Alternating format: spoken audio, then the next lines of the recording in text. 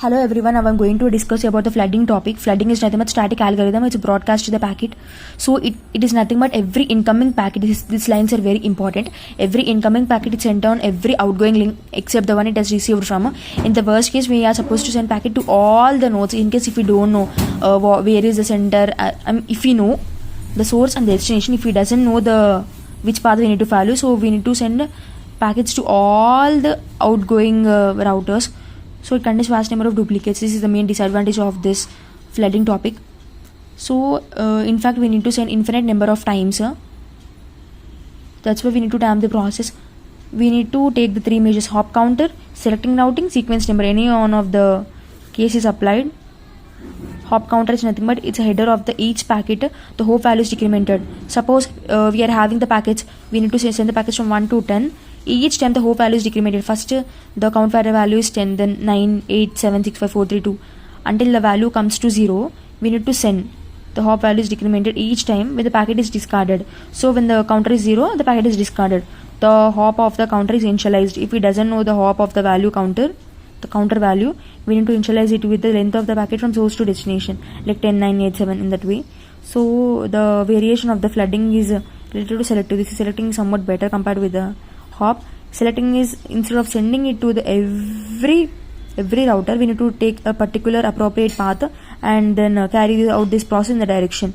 So the third one is a sequence number. Before explaining this topic, so let me explain you about the flooding diagram. So all these are routers A, B, C, D, all these are routers.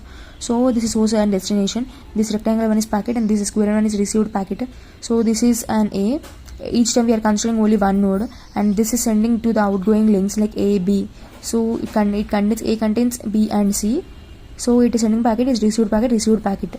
So next time it's B, C, D, A. These three are links, but this is incoming one, and these both are outgoing. So we are selecting only outgoing. So C and D. So we are sending here and we are sending over here. So next time when it comes to C, let's see C. C is nothing but F, D. So we are sending it to F. This is not the incoming one, this is outgoing. F and D both are outgoing. So we are sending. So one more received. So one more received. This is destination. So D, destination is D. And E.